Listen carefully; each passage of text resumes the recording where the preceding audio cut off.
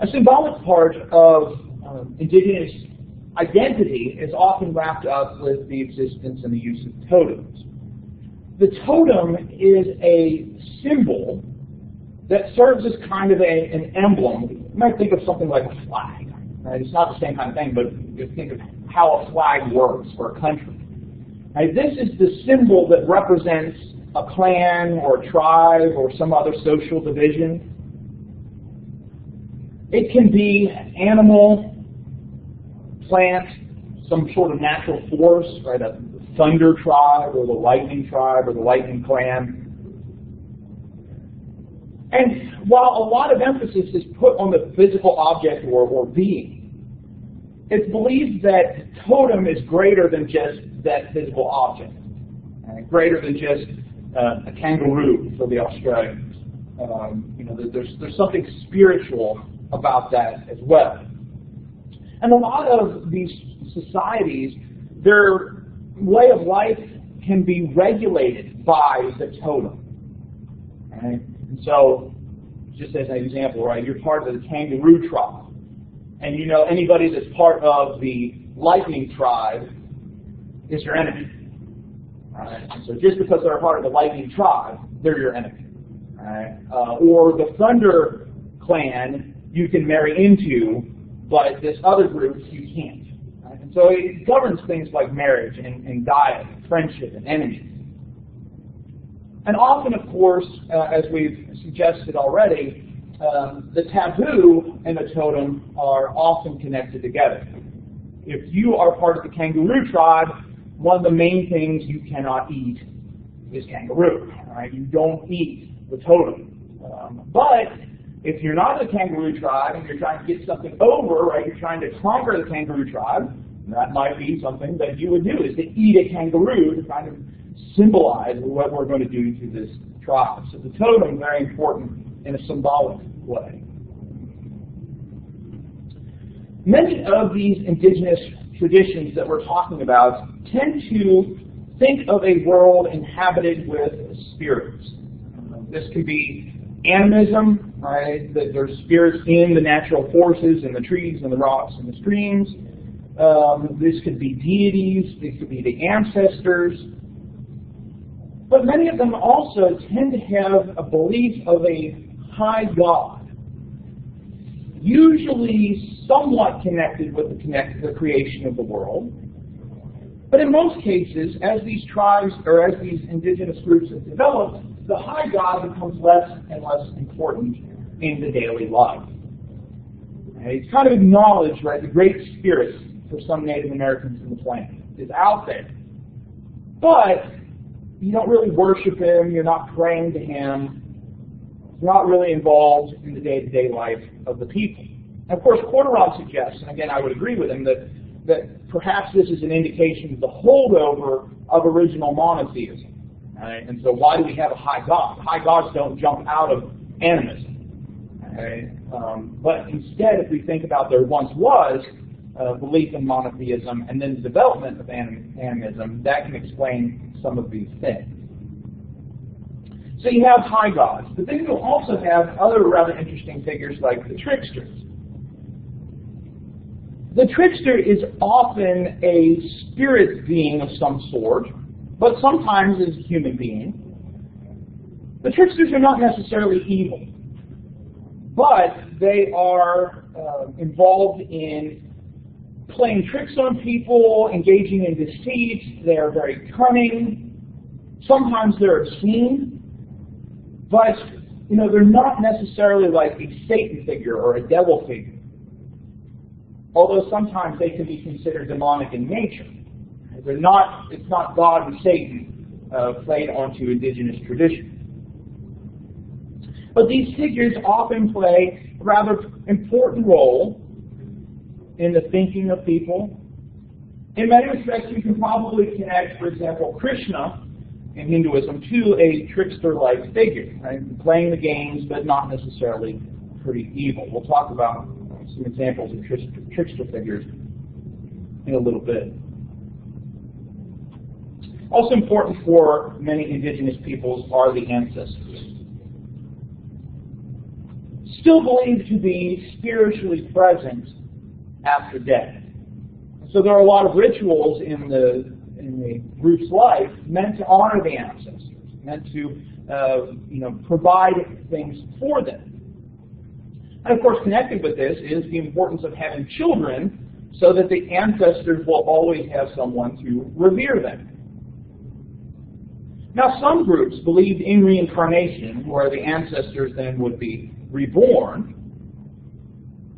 Others, of course, believe in a reincarnation of animal spirits, so you treated game properly, right? So if you kill a deer, how you handle the deer is important, so the spirit of that deer will be reborn and the tribe will always have game.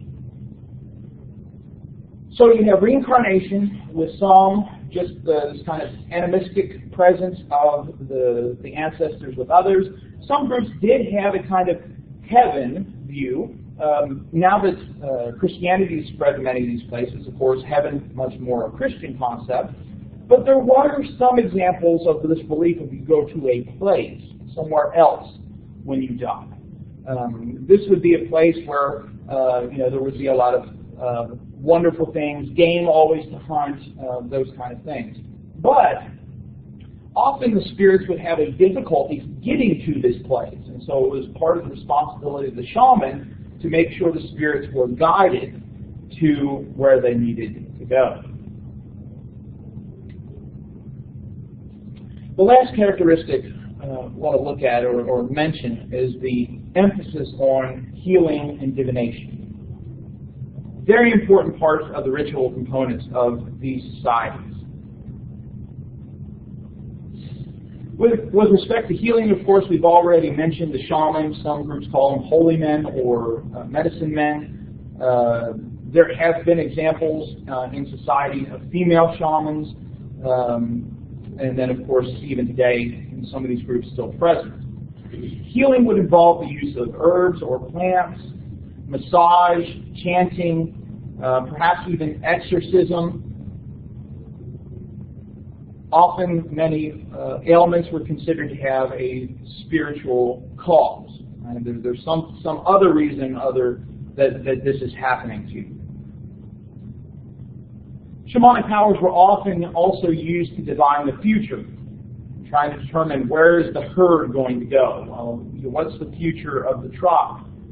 So you would have people reading signs in nature, watching the stars, reading the entrails of an animal, with this belief, right? The elements of nature reveal what is going to happen in the future. Another common characteristic across many of these traditions.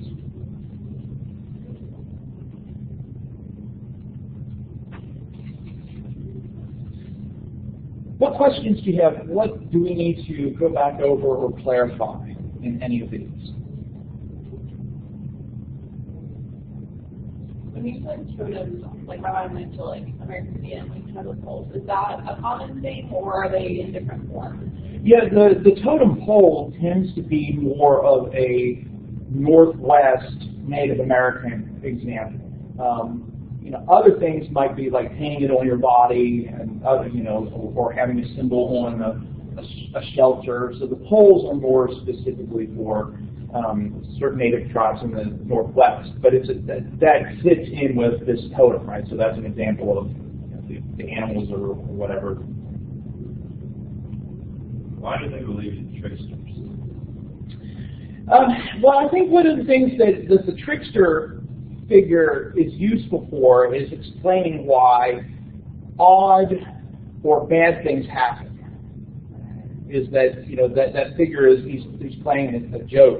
We'll talk about one here in a minute that I think has some rather interesting modern connotations. But it's kind of a way to try and explain why odd, weird, and strange things happen. But again, often it's not out of malevolence, right? He's not trying to be evil. Some of them are, but in general, the trickster is not trying to destroy things. He just likes to play. Any other questions? So what I'd like to do for the rest of today's section and then also Thursday's section is kind of break up by region and just give you some examples of some of these traditions. And particularly the difference between today and on Thursday is to try and talk today about some examples or some things that we know prior to colonization, right? Prior to interaction with particularly Christian explorers and European empires. What was it like for these groups? And then Thursday, talk about how some of these groups responded to colonization. And so we're going to take an example from Africa, two examples from Native America, and then talk a little bit about Australia. And we'll do the same on Thursday. So the focus today from Africa are the Yoruba. The Yoruba lived in what is today Nigeria, Benin, so we're talking West Africa. And of course, with slavery, there are a lot of people who would have descended from the Yoruba who live in the United States, in South America, and the Caribbean as well. Today, there are estimates of anywhere from 20 million to 100 million of people that would be connected with the Yoruba. Now, part of that is the connection through hybrid traditions like Candomblé and Santeria, which you find in the Caribbean, in Central America in some places, and the southern United States. These are traditions that developed in enslaved populations that were often a combination of certain elements of Catholicism and then urban tradition. And so you have these kind of child religious systems that are hybrids. Hence the 100 million that Prothero talks about in his book. There are a multitude of deities in the Yoruba religion, including a supreme god who is quite distant. This supreme god is known, there are two names that are used. One is Olorun, one is Olodumare. They are both names for this. They are two names for the same figure. And much like we talked about before, Olodumare is responsible for the creation of the world, but since then is not really involved in the day-to-day life of the urban people. As you would expect, based on some of the other things that we've talked about and some of the other traditions you know of, creator god associated with forces of the sky, the heavens, etc. In many respects, the high god and how the high god was conceived often represented parallels with how the kingdom of the Yoruba the Ife kingdom was set up. The Ife kings reigned, but they did not rule. They weren't involved in day-to-day ruling decisions. Much the same with Olu.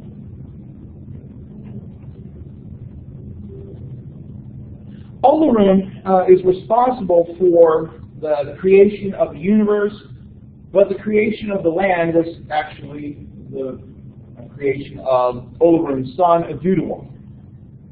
Adudawa lowered a chain from heaven above the surface of the primeval waters. And it's something that we've seen in other traditions, and of course we can make some parallels to Genesis as well. And he brings down dirt and sprinkles it to create earth. Not surprisingly, the center of earth was the Ife kingdom, right? This is where the Yoruba lived. Adudawa is an example of these other deities or spirit beings that exist throughout the universe known as the Orisha. The Orisha is the pantheon, in a sense. A henotheistic society, right? Olorun at the top, and then these other deities. There are 401, some traditions say 601 different Orisha. Much like the Hindu deities, to the best of my knowledge, there isn't a list of 401 deities. It's just kind of a symbolic number. You say, why one? Why is there that? Well, why not like 400, right? Or 450 or 420? Why 401? Well, because there's always one more deity out there to help you, right? And so that one is packed on there with the idea of there's always one more Orisha that is out there to help. Different deities have been more important at different times. They are connected with a variety of things. So Oshun is the goddess of fertility, and so people might be devoted to her when they're trying to get pregnant or if they're trying to have good crops, but might move on to another Orisha when situations in life change. Ishu is another one of the Orishas. He is a trickster figure. There's this story about Ishu that he walks down the center of a town with a hat that on one side is black and on the other side is red. And he walks down this town through the center. So some people in town see him wearing a black hat, some see him wearing a red hat. The town ends up arguing over what color was Ishu's hat, right? This is what a trickster figure is. He just wears, it's half red, half black, just to mess things up. When that thing went around last year or 2 years ago about the color of the dress, would have fit right in with Ishu. All right, that would have been his thing. All right, if Ishu actually existed, that's him. Right? What color is this dress? Well, no, it's blue and black. No, it's white and gold. No, it's blue and black. Right? First thing I thought of when I started seeing that was, this is Ishu. This is the story of Ishu. He's trying to throw things out. Just kind of, there's nothing evil behind it. It's just, stirring things up. Let's do this and see what happens. He does serve some purpose. He's also a messenger of sacrifice between humans and the Orisha, which is probably why he has the opportunity to play so many tricks. Within the Yoruba, of course, and connected with the Orishas, are a variety of ritual societies, often use the term cults. Now, not cult is what we think of. We use the term cult to refer to these mind control groups or something like that. Cult here in the very technical sense of a worship society, right? People that are devoted to specific Orisha. And so, again, based on what's going on in your life, you might devote yourself to a specific Orisha trying to gain their favor. And then, of course, within the ritual societies are specialists that are devoted to, that are intermediaries between the common people and the Orisha. Very important for Yoruba religion is its symbolic nature. And one aspect of it that receives a lot of attention because of the artistry behind it is the use of masks. Often the masks are representatives of the totem, but they are used in ritual, usually to bring upon the person wearing the mask the presence of the god, the spirit, the ancestor, whatever the mask is meant to represent.